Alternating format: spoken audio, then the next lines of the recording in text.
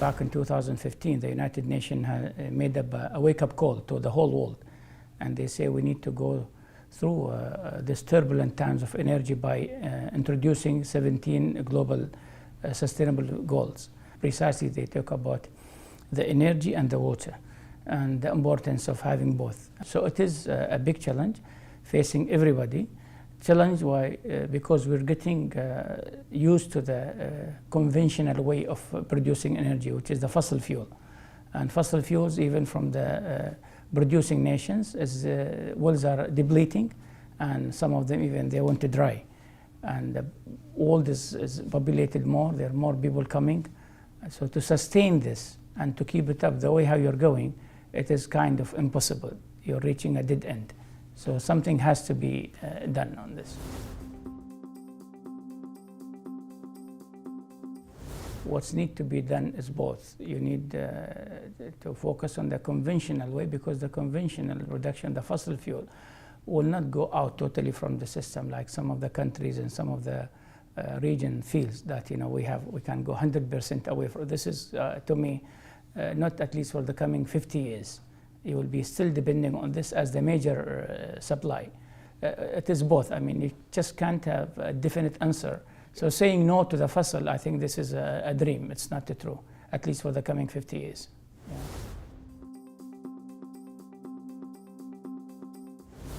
Renewable will not give you much on the short run. You are living in a time where quick wins are needed, and you need to see a tangible result that way. Community people, they don't want to say that, tell them on 2050, I'll be giving you the best green solutions. And they need someone for tomorrow morning, for their kids and their family, to make sure that the access to the electricity, to the gas, to the water, and access to their needs for the kids are available. They don't want to wait till 2040. So let's be realistic. So what Sharjah is doing, we know that we have a very decrease in our production of the gas. So for that, we have secured the 10 years agreement with Dolphin, and we are negotiating now with the SNOC, Sharjah National Oil Company, also for a future LNG supply, to make sure that we are diversifying the source of energy to Sharjah. So that is very critical, because when you speak energy, you speak long term and not less than 10 years to supply the source. But when you speak about vision, that is something different.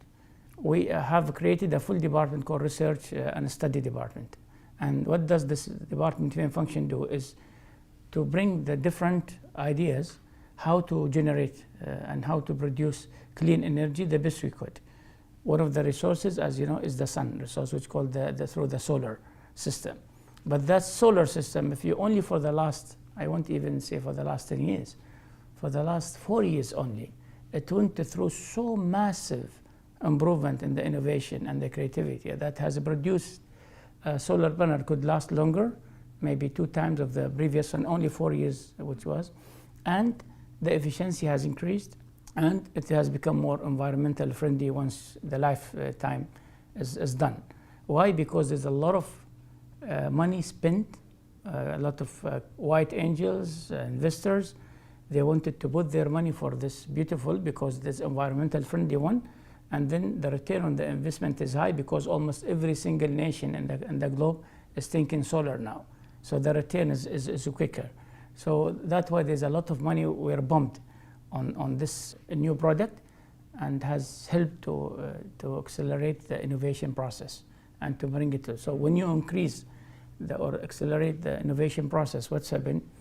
Your return on the investment goes higher, because you have a better, efficient, more product, and even a cheaper. So those who sign, and the same, like in Dubai, they have announced over the last 4 years, 2 different prices. 4 years was different, the latest one different. Then Mexico came, and they were the cheapest in the globe. Then Abu Dhabi came and says, no, we are the cheapest even now. So not even, so they keep beating each other. And if you see the end result, that you and I, we are the normal common people, we are getting the benefits, because we can get affordable, reliable source of energy.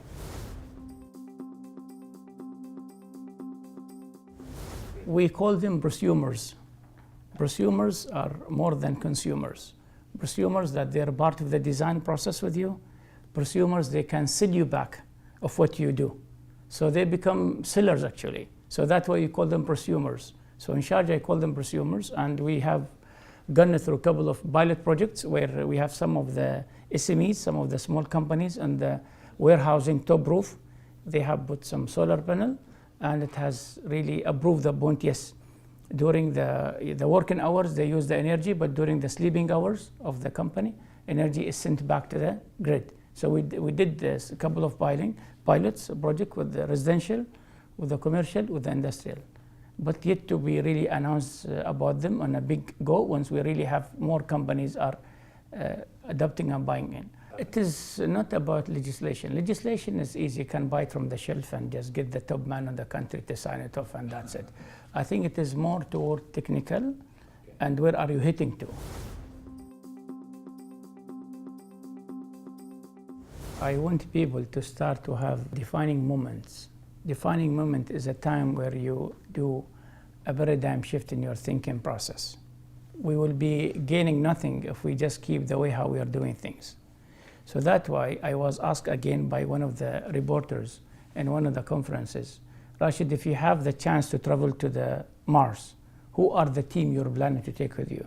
So I have selected about 25, and I've given them honorable executive titles, like Chief Efficientology, which is a combined of technology and efficiency together.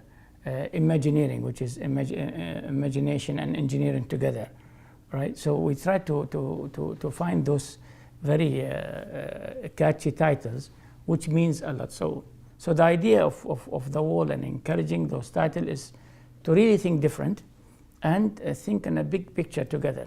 So why I said technology and efficiency has to come together, we need to combine them.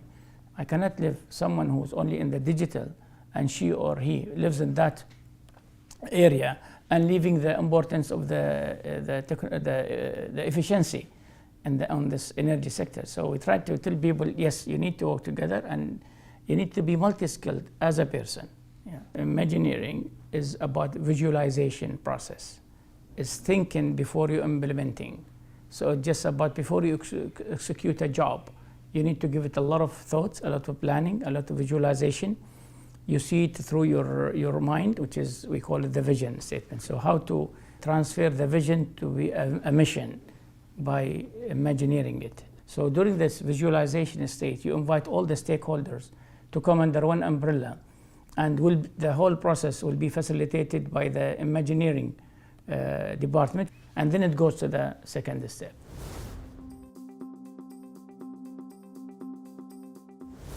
I think it has to be. I am a person who's, requesting this day and night. It has to be separated. For example, in Sharjah, you see 3-4 departments are sharing it, right? We are on the clean side, the portable and the drinkable water, and the municipal and other, they have their own shares also. So which is, to me, is bad. It has to be under one umbrella, solid umbrella. It was only to think water, because water is so much scarce, especially in this part of the world.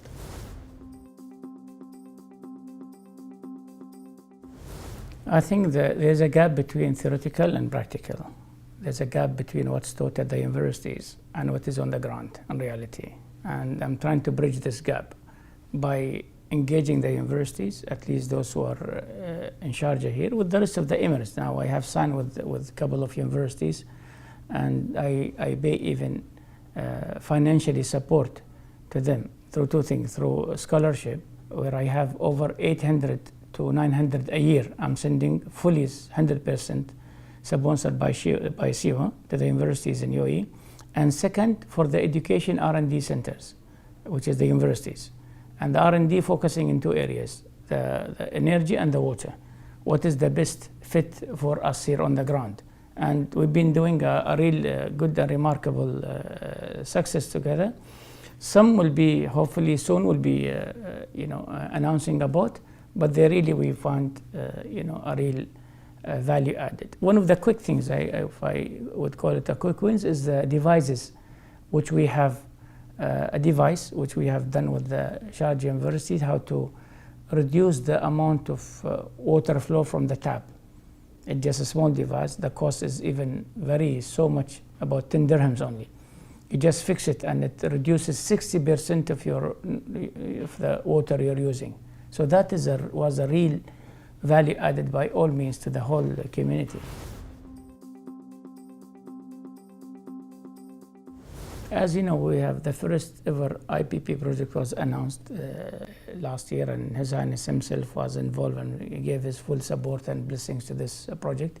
And we're doing it with one of the leading global organizations who's been there and done it in so many locations with the GE. So we feel proud that this is the first time ever, and we have taken a lead here and became an example of the rest to adopt this philosophy, because I'm trying to, in a way, to privatize and let go whatever government feel this is a holy, nobody could touch, this is my baby, it's a holy thing, it's no one could come and touch it, it's only me.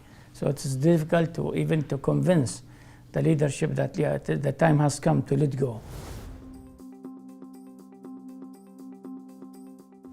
Yeah, again, it is part of the digital thing. To improve your efficiency is one of the things you have to do also by really investing in the technology. Technology, you have to have the technology on your side. When you have a SCADA, the monitoring system, it will enable you to see at a single glass window what's happening throughout the whole Emirates. So you know where's the energy needed, where do you need to shut down, how to transfer the load from station to another, which wasn't the idea earlier. The idea just depends on your gut. You feel that, oh, there's a power shedding here, there's a power outage here. Then you send your engineer, they go on the ground, and then they start move from station to another. And you could imagine the amount of time needed for restoration of the power, because it depends 100% to the human gut and talent to do, and if the engineer is not around, the one who's, it is always you end up with these human challenges. But with the technology, it will help you out by all means.